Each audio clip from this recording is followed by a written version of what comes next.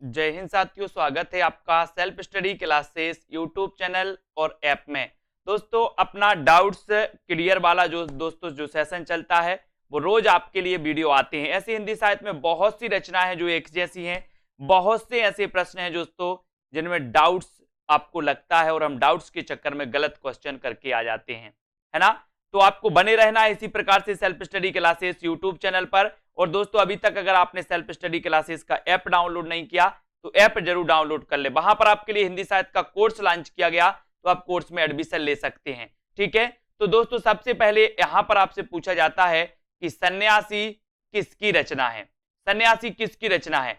अब दोस्तों यहां पर आपको क्या है, कंफ्यूज होता है अगर इस प्रकार से क्वेश्चन पूछा जाता है, क्योंकि आपको पता है कि ईलाचंद जोशी की भी रचना है, लक्ष्मी नारायण मिश्र की भी रचना है, लेकिन इसकी विधा क्या है वो देखना है अपन को।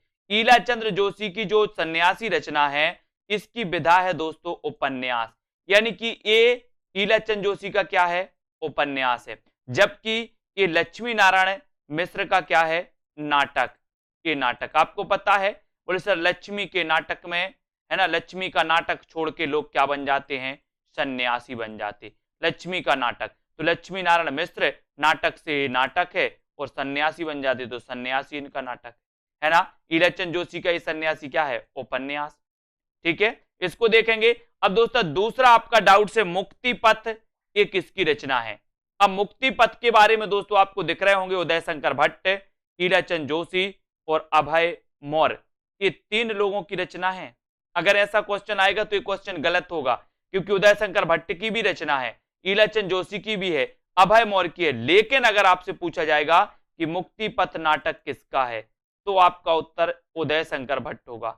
आपसे पूछा जाएगा मुक्ति पथ उपन्यास किसका है, तो उपन्यास दोस्तों ईलाचंद जोशी का भी है और अभय मौर्य का भी उपन्यास ही है इसी नाम से। तो मुक्ति पथ उपन्यास ईलाचंद जोशी और दोस्तों अभय मौर्य, इसको आपको याद रख लेना।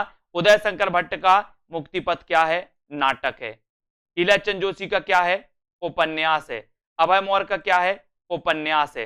तो आपसे पूछा जाएगा अगर कि मुक्ति पथ उपन्यास किसका है, तो इन दो में से एक के ऑप्शन में मिलेगा, या तो ईलाचंद जोशी या फिर अभय मौर्य। ठीक है, इसको याद रखना। अब दोस्तों पंचवटी प्रसंग, पंचवटी प्रसंग किसकी रचना है। एक रचना आती है दोस्तों पंचवटी, एक आती है पंचवटी और एक रचना पूछी जाती है पंचवटी प्रसंग। ठीक है, तो पंचवटी ये तो आपको पता है कि पंचवटी ये जो रचना है ये क्या है दोस्तों, खंडकाव्य मैथिली शरण गुप्त का। लेकिन पंचवटी प्रसंग, पंचवटी प्रसंग के रचनाकार कौन है, तो वो है निराला। ठीक है, आपको पता है निराला छायावाद के आधार स्तंभ में माने जाते हैं। तो पंचवटी प्रसंग निराला और मैथिली शरण गुप्त की रचना पंचवटी। आज से दोस्तों आपका ये डाउट्स भी क्लियर, अब याद रख लेना। पंचवटी निराला, पंचवटी प्रसंग, पंचवटी मैथिली शरण गुप्त, पंचवटी प्रसंग निराला। ठीक है, फिर यहां पर बात करते वापसी किसकी रचना है। वापसी, तो वापसी के बारे में दोस्तों आपने कई बार पढ़ा होगा, ऊषा प्रियंवदा। ये तो सबको पता है कि वापसी ऊषा प्रियंवदा की क्या है, कहानी है। लेकिन अगर आपसे पूछा जाए कि वापसी एकांकी किसकी है, तो आपको क्या बताना है, वापसी एकांकी की रचनाकार उदय शंकर भट्ट, वापसी कहानी ऊषा प्रियंवदा। ठीक है, इसको याद रख लेना। और आपसे नॉर्मल पूछा जाए वापसी किसकी रचना है, तो इन दो में से एक ऑप्शन आपको मिलेगा, या तो ऊषा प्रियंवदा या उदय शंकर भट्ट, दोनों एक साथ नहीं मिलेंगे। Doubts clear. इसी प्रकार से दोस्तों आपको बने रहना है, वीडियो को लाइक और शेयर जरूर करना है। आपका अगला डाउट है रस विमर्श किसकी रचना है। रस विमर्श के लेखक कौन है, तो यहां तो सीधा सीधा है दोस्तों, रस विमर्श राममूर्ति त्रिपाठी, रश्मि मानसा रामचंद्र शुक्ल, रस सिद्धांत डॉक्टर नगेंद्र, है ना। कई बार पूछा गया कि डॉक्टर नगेंद्र इनकी रचना कौन सी है, रस सिद्धांत, रामचंद्र शुक्ल रश्मि मानसा, है ना, डॉक्टर राममूर्ति त्रिपाठी रस विमर्श। तो ये भी डाउट्स आपका क्लियर होता है, इन डाउट्स को भी अपन को क्लियर करना है।